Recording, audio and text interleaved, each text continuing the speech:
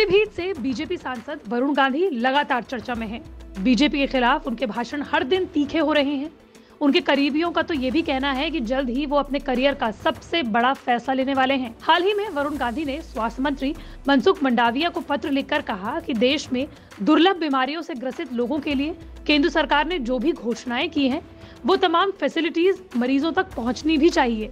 यही नहीं, कुछ समय पहले वरुण गांधी और उनके चचेरे भाई राहुल गांधी के हिंदू मुस्लिम पर दिए गए भाषण तक एक जैसे थे। सवाल उठने लगे कि क्या वरुण कांग्रेस का दामन थाम सकते हैं? क्या वरुण के लिए ये फैसला करना आसान भी होगा? ये सवाल इसलिए क्योंकि उनकी मां मेनका गांधी इस फैसले के बीच में आ सकती हैं। कारण उनका और सोनिया गांधी का 40 साल पुराना झगड़ा। गूगल पर मौजूदा वक्त में सबसे ज्यादा पूछा जाने वाला सवाल है, मेनका गांधी को परिवार छोड़ना क्यों पड़ा? तो चलिए बताते हैं आपको इसी वीडियो में। 40 साल से देश के सबसे बड़े राजनीतिक घराने गांधी परिवार की दो बहुएं सोनिया गांधी और मेनका गांधी आपस में मिली नहीं है। लेकिन क्यों? बताया जाता है कि सोनिया और राजीव गांधी की शादी 1969 में हुई और उसकी ठीक 5 साल बाद 1974 में मेनका गांधी की शादी हुई संजय गांधी से। एक वक्त था जब मेनका और सोनिया दोस्तों की तरह एक घर में रहती थी, लेकिन दोनों के रिश्तों में दरार पड़नी शुरू हुई 1977 में। The red sari, a dramatised biography of Sonia Gandhi के लेखक जेवियर मोरो ने अपनी किताब में इंदिरा के सचिव के हवाले से लिखा है कि मेनका गांधी शुरू से ही बुद्धिमान थी। उन्हें इस बात का पूरा भरोसा था कि इंदिरा गांधी के बाद संजय गांधी ही देश के प्रधानमंत्री बनेंगे, क्योंकि राजीव गांधी और सोनिया गांधी राजनीति से दूरी बनाकर चलते थे।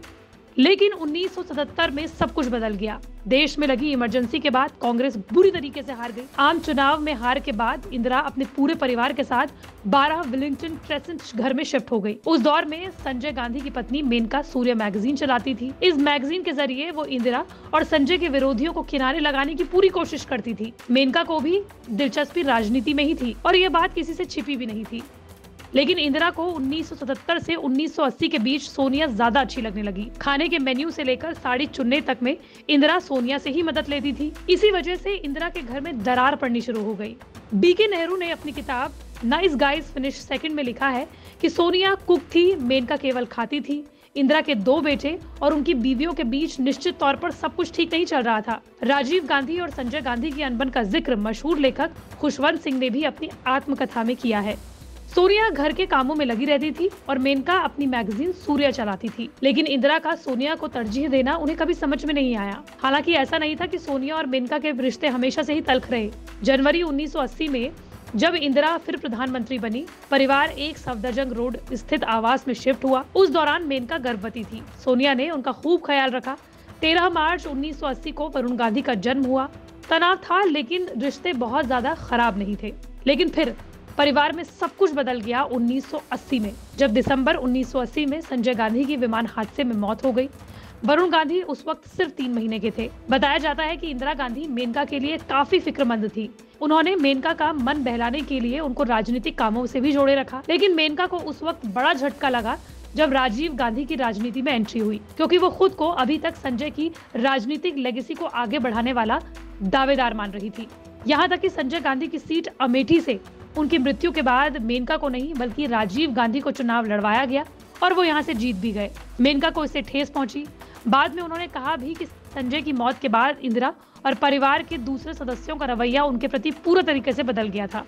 मेनका की उम्र बमुश्किल 25 साल रही होगी। संजय की विरासत राजीव के हाथों में जा रही थी। दिसंबर 1980 के बाद पीएम आवास में झगड़े और बढ़ गए। इंदिरा और मेनका छोटी छोटी बातों पर लड़ पड़ते थे। खुशवंत सिंह ने भी अपनी आत्मकथा में लिखा है कि अनबन इतनी बढ़ गई कि दोनों का एक दूसरे के साथ एक छत के नीचे रहना मुश्किल हो गया। और 1982 में मेनका को उनके 3 साल के बच्चे वरुण के साथ इंदिरा गांधी ने घर से बाहर निकाल दिया।